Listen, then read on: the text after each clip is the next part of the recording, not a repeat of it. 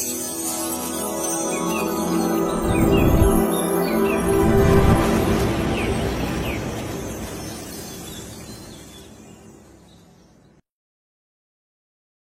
masa Bani Israel ada seorang laki-laki bernama Isa.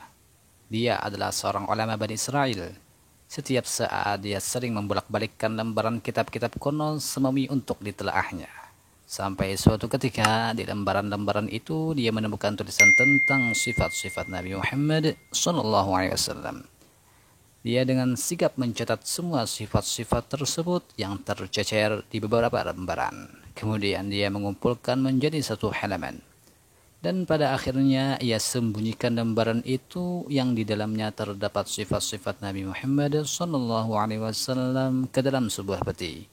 Selanjutnya peti itu dikunci mati. Tidak ada seorang pun yang mengetahui di mana kunci peti itu disembunyikan, bahkan dia sendiri. Isa ini mempunyai seorang anak kecil bernama Baluqiyah. Menjelang akhir ajalnya, Isa berwasiat pada anaknya Baluqiyah agar meneruskan tugasnya, yaitu menjadi hakim di kalangan Bani Israel. Setelah beberapa waktu lama, Baluqiyah menjadi hakim menggantikan ayahnya. Suatu saat dia melihat sebuah peti terkunci di rumahnya. Peti itu membuat Baluqiyah menjadi penasaran. Dia menanyakan isi peti itu pada ibunya. Ibunya malah menjawab, "Aku tidak tahu apa yang ada di dalam peti itu. Bahkan kunci-kuncinya pun aku belum pernah mengetahuinya." Baluqiyah semakin penasaran ingin mengetahui isi peti tersebut. Akhirnya dengan keras ia menggadol kunci-kunci yang menutup rapat peti itu. Setelah dibukanya, ternyata di dalam terdapat sebuah lembaran. Lembaran itu berisi sifat-sifat Nabi Muhammad SAW. Dan lembaran itu dikatakan bahwa Nabi Muhammad adalah penutup para nabi dan rasul. Surga diharamkan kepada para nabi sebelum terlebih dahulu Nabi Muhammad dan umatnya masuk ke dalamnya. Selesai membaca lembaran itu, Baluqiyah keluar rumah, menemui kaum Bani Israel untuk menyampaikan apa yang tertera di dalam lembaran Alkitab yang dibawanya.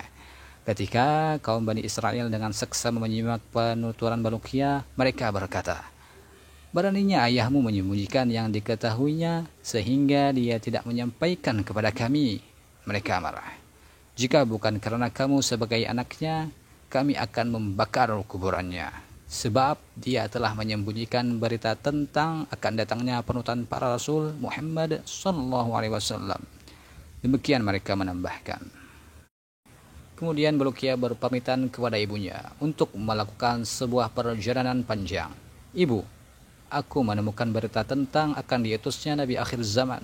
Sekarang aku mau pergi dan tidak akan kembali sampai menemukan kabar tentang keberadaan Nabi tersebut." Ibunya mendoakan, "Semoga Allah menjadikan angan-anganmu tercapai."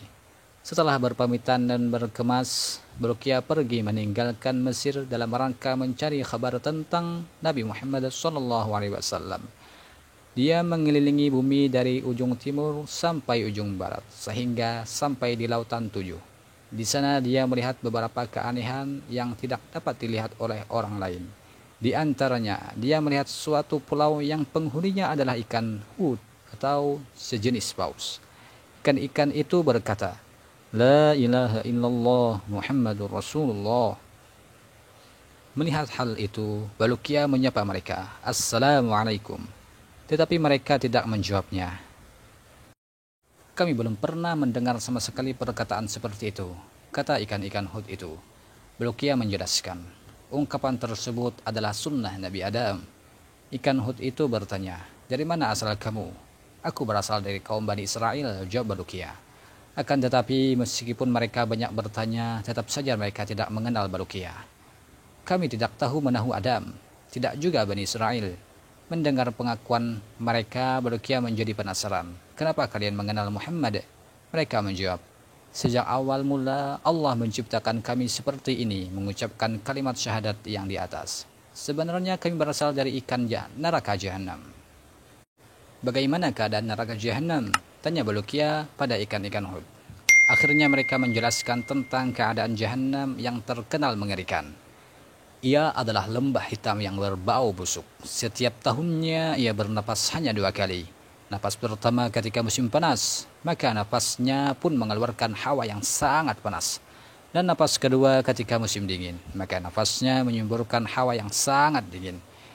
Ikan Hud menjelaskan lebih detail. Selanjutnya Bulukiya melonggokkan pandangannya ke arah pulau lainnya.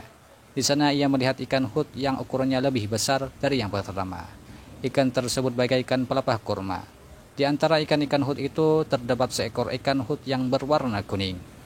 Jika ia berjalan, maka ikan-ikan Hud di sekitarnya ikut berjalan. Ketika ikan-ikan Hud merasa diperhatikan oleh Bulukiya, mereka bertanya, "Siapakah kamu?" Bulukiya menjawab, "Aku adalah Bulukiya dari Bani Israel." Perkataan Bulukiya itu asing di telinga mereka. Kami belum pernah mendengar perkataan itu sebelumnya. Sebenarnya aku ditugaskan untuk menguasai semua ikan Hud yang ada di dunia. Jika tidak ada aku, maka ikan-ikan Hud itu akan mengejar kaum Bani Israel dan memangsanya dalam satu hari. Di tengah perjalanan, Bulukiya kembali dikagetkan dengan adanya seorang malaikat yang berpostur amat sangat besar. Malaikat itu berdiri tegak dengan tangan kanannya di ujung timur dan tangan kirinya di ujung barat. Dia senantiasa berucap, "La ilaha illallah Muhammadur Rasulullah." Setelah Bulukiya mengucapkan salam, dia ditanya dahulu oleh raja itu, "Siapakah Anda?" Bulukiya menjawab, "Aku adalah Bulukiya, berasal dari Bani Israel. Aku melancong guna mencari Nabi akhir zaman. Sekarang siapakah Anda?" Tanya Bulukiya ingin tahu. "Aku adalah malaikat yang diberi tugas untuk mengatur gelapnya malam dan terangnya siang." Demikian malaikat itu menjelaskan. Bulukiya kembali bertanya, "Apa maksudnya kedua garis yang ada di keningmu?" Di kening malaikat itu ada dua garis bertulisan panjang dan pendeknya siang dan malam. Malam tidak akan melebihi batasnya yang sudah ditetapkan. Selanjutnya Bulukiya meneruskan perjalanannya. Tiba-tiba ia bertemu dengan seorang malaikat yang badannya sangat amat besar. Malaikat itu senantiasa mengucapkan lafaz "La ilaha illallah Muhammadur Rasulullah." Setelah saling sapa dengan ucapan salam, Bulukiya menanyakan siapakah sosok yang amat besar itu sebenarnya. "Aku adalah malaikat yang ditugaskan untuk mengatur angin dan laut. Aku tidak sekali-kali menghembuskan angin kecuali jika ada instruksi dari Allah. Angin aku kendalikan dengan tangan kananku, sedangkan laut aku kemudikan dengan tangan kiriku. Jika tidak, dengan demikian, maka orang-orang yang ada di bumi ini akan semena-mena memanfaatkannya." Demikian malaikat demi malaikat dilalui Bulukiya. Perjalanan Bulukiya kembali diteruskan sampai akhirnya tiba di Gunung Qaf. Gunung tersebut terdiri dari upukan batu yakut berwarna hijau. Besarnya gunung itu dapat menutupi dunia dan segala isinya. Di antara keistimewaan gunung itu, ia dapat melihat langit dunia yang berwarna biru. Allah telah menugaskan seorang malaikat untuk menempati gunung ini. Apabila Allah hendak menggempakan bagian salah satu bumi ini, dia memerintahkan malaikat di atas untuk menggerakkan akar-akar yang ada di tempat gempa itu. Kemudian dihubungkan dengan gunung Qaf, maka terjadilah gempa. Apabila Allah hendak menghancurkan satu kota, maka Allah menginstruksikan kepada malaikat tersebut untuk memutuskan akar-akar atau pondasi kota itu dari bumi. Dengan dicabutnya paku bumi dari suatu kota, maka kota itu akan roboh. Selanjutnya Bulukiya bertanya, "Apa saja yang ada di belakang gunung Qaf?" Malaikat itu menjawab, "Ada 40.000 kota. Semuanya bukan termasuk kota-kota yang ada di dunia. Karena kota-kota ini terbuat dari emas dan perak. Siang dan malam tidak dapat menembusnya. Sedangkan penduduknya terdiri dari para malaikat. Mereka semua bertasbih kepada Allah, tidak berbuat durhaka kepadanya." Kemudian Bulukiya menanyakan apa saja yang ada di belakang kota-kota tersebut. Malaikat itu kembali menjawab, "Di belakangnya ada 70 hijab. Setiap hijab besarnya seluas dunia. Adapun di belakang hijab-hijab itu tidak ada yang mengetahui kecuali Allah." Demikian malaikat penjaga gunung Qaf menjelaskan apa yang diketahuinya kepada Bulukiya. Bulukiya meneruskan perjalanannya dengan menelusuri gunung Qaf sampai ujung. Di sana ia melihat para malaikat yang kesemuanya itu berbentuk kijang. Bulukiya mengucapkan salam kepada mereka. Setelah mereka membalas salamnya, Bulukiya bertanya, "Siapakah kalian?" Mereka menjawab, "Kami adalah malaikat Allah. Kami selalu menyembah kepada Allah Subhanahu wa Ta'ala sejak pertama kali kami diciptakan." Kemudian Bulukiya menanyakan gunung yang amat besar yang ada di hadapan mereka dengan mengeluarkan cahaya laksana matahari. Para malaikat itu menjawab, "Itu adalah gunung dunia yang terdiri dari tumpukan emas. Semua barang tambang yang ada di perut bumi berasal dari gunung itu." Setelah itu Bulukiya pergi meninggalkan mereka. Usai menelusuri pulau tersebut, Bulukiya melihat seekor burung besar terbang dengan bentuk yang sangat indah. Tingkah burung itu membuat ia heran melihatnya. Ia bertengger di sebuah dahan pohon. Di bawahnya terdapat hidangan makanan yang sangat enak, ikan panggang sebagai pelengkapnya. Balukia mendekati burung tersebut. Seperti biasa, usai mengucapkan salam, dia bertanya, "Siapakah Anda?" Burung itu menjawab, "Aku adalah salah satu malaikat dari surga. Allah mengutusku untuk membawa hidangan ini kepada Adam dan Hawa, yaitu pada saat keduanya bertemu di Gunung Arafah. Setelah mereka berdua menyantapnya, Allah menyuruhku untuk menunggu hidangan tersebut sampai hari kiamat tiba. Allah juga menyuruhku untuk memberikan makanan bagi setiap orang yang datang kemari." Maka Balukia menyantap makanan yang nada di depannya meskipun dia memakannya dengan sangat lahap. Hidangan itu tidak berkurang sedikit pun, utuh seperti semula. Akhirnya ia menanyakan hal itu kepada burung yang tiada lain adalah malaikat. Kemudian burung itu menjawab, "Makanan yang ada di dunia itu akan berkurang jika dimakan dan berubah jika terlalu lama. Sedangkan makanan dari surga tidak seperti itu. Apakah ada orang lain yang pernah memakan hidangan ini?" tanya Balukia kembali. Burung itu menjawab membenarkannya. "Orang biasa makan di sini adalah Khaidir Abul Abbas. Dia terkadang mampir ke sini untuk makan. Setelah itu dia pergi lagi," ujar burung itu menutup pembicaraan. Ketika Nabi Khaidir disebutkan, Balukia langsung terperanjat. Dia ingin sekali bertemu dan berguru kepadanya. Suatu hari pada saat Balukia sedang duduk santai, tiba-tiba dikejutkan dengan adanya Khaidir alaihissalam.